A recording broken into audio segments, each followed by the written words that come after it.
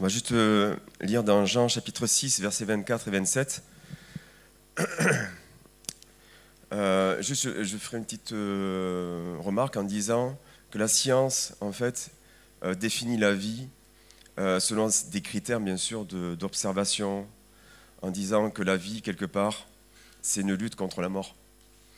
J'en ai parlé jeudi aussi de ce thème-là, et pour ça que j'en fais la pub aussi pour les jeudis soirs. Donc j'ai envie de repartager quelque part, mais avec le Saint-Esprit, ce serait un peu différent.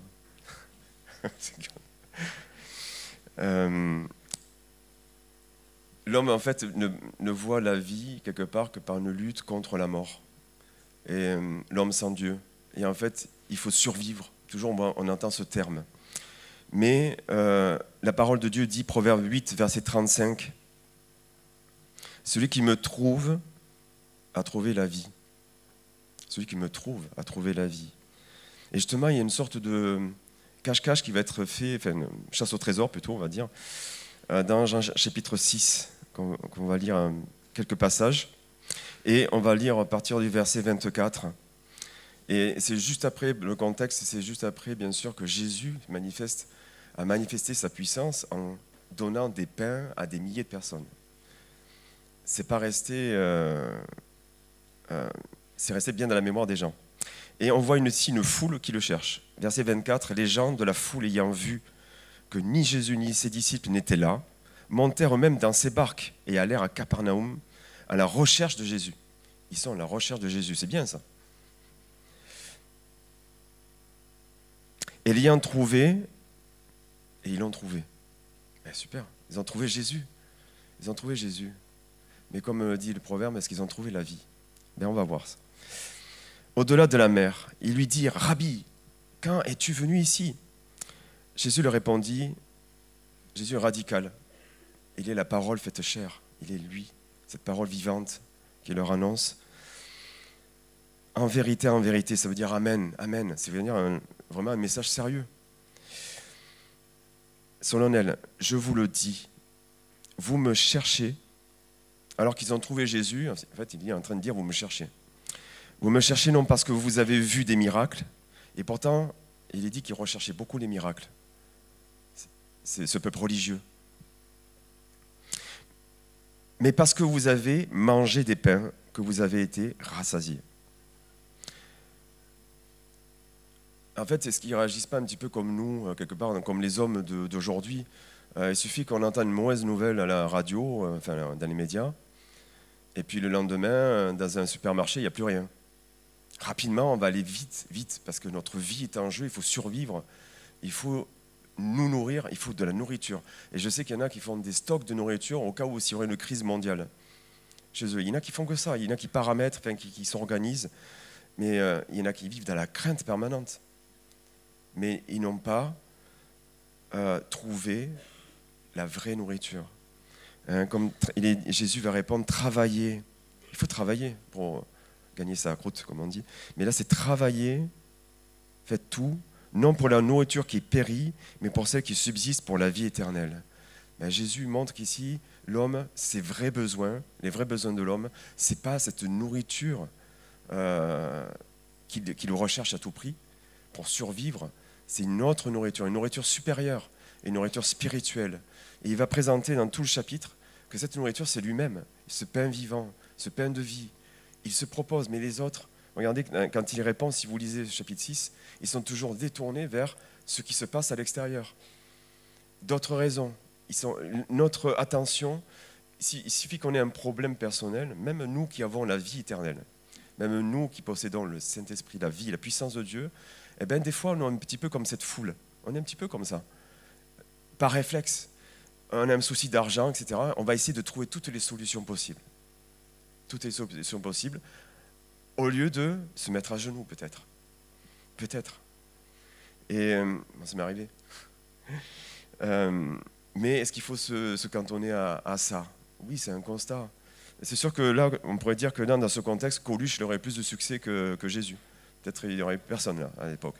Mais non, Jésus, lui, il avait autre chose à leur proposer.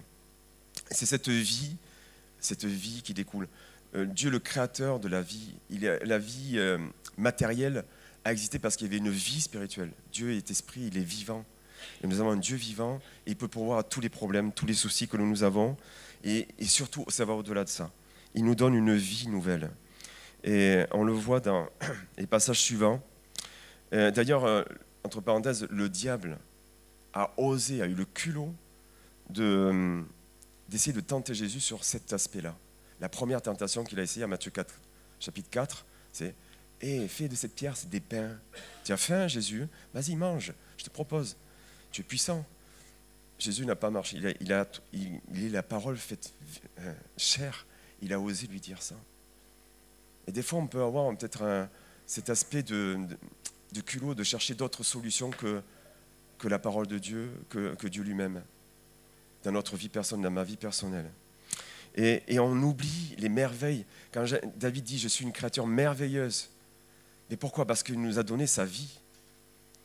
Et à l'époque, David n'avait pas ce que nous avons reçu par pure grâce. Romains 5, 10. Romains 5, verset 10. Je vais le lire.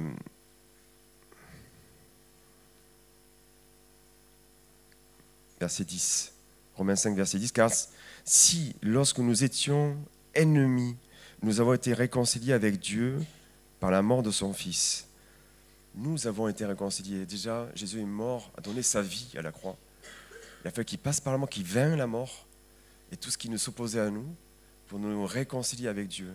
Déjà, on peut se réjouir. Mais le salut, ce n'est pas que ça. À plus forte raison, voilà un raisonnement de l'apôtre Paul. À plus forte raison, une raison supérieure. Étant réconciliés maintenant, serons-nous sauvés par sa vie. Et là, ça parle quelque part de cette vie que nous avons reçue, et qui est un processus, ce dont a parlé Pasteur Georges il y a quelque temps. Ce processus de vie qui nous prépare pour l'éternité. C'est ce que dit l'apôtre Paul. Et ça nous amène à des choses merveilleuses à vivre.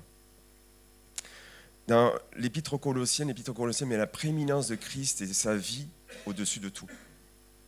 Vraiment contre-courant de ce que les Colossiens de l'époque pouvaient penser, étaient tentés de croire de certaines philosophies ou certaines superstitions. Nous sommes aussi des fois influencés par notre culture environnante, c'est sûr. Mais imprégnons-nous de la parole de Dieu, de ce qu'elle dit.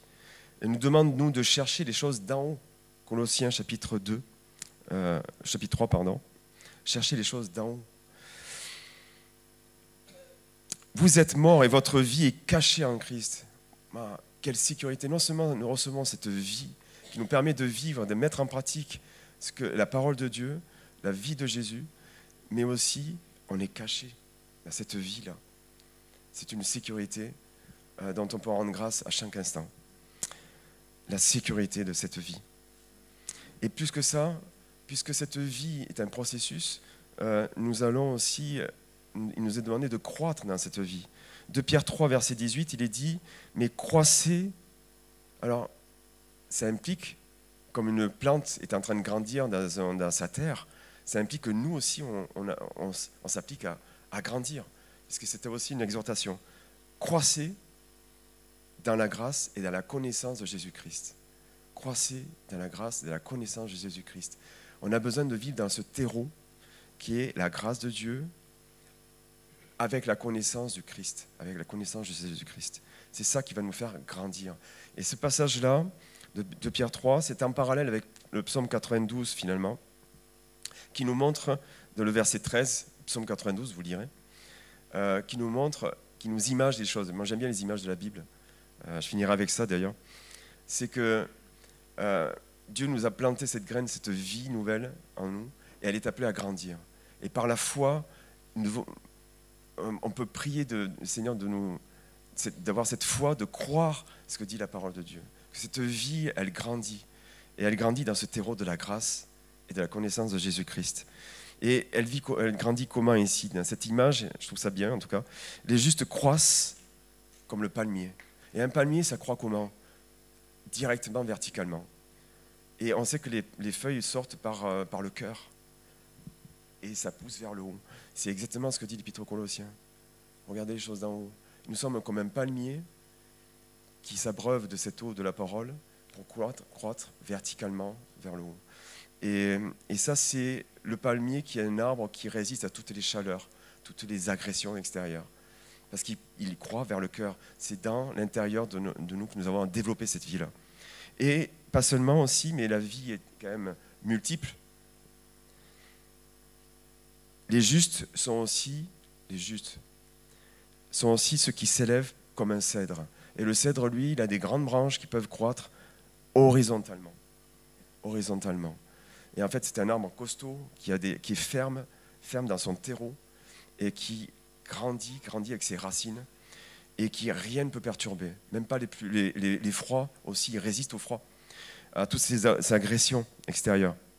Pourquoi ? Parce qu'il a des racines aussi qui permettent d'avoir des branches énormes qui croissent horizontalement. Et ça nous fait penser aussi à ce qu'on peut vivre ensemble. Le relationnel avec Christ, forcément, engendre un relationnel ensemble, parce que c'est ensemble qu'on est. Nous sommes le corps de Christ et lui la tête. Nous sommes un organisme vivant et nous recevons la parole vivante qui, elle, est la seule qui peut faire la différence entre ce qui est de l'esprit et de l'âme, qui va, avec son scalpel, vraiment discerner là où ça ne va pas. Et nous croyons cette parole-là. Est-ce qu'on croit cette parole ? Est-ce qu'on peut professer que Jésus est ce pain de vie qui est nécessaire pour nos vrais besoins ? Pas les besoins, bien sûr que je vais faire pareil, mais il ne faut pas se culpabiliser. Revenons à la source, revenons à la parole vivante, revenons au trône de la grâce et nous pouvons grandir ensemble aussi, nous encourager et nous exhorter à croître dans cette grâce-là et dans sa connaissance.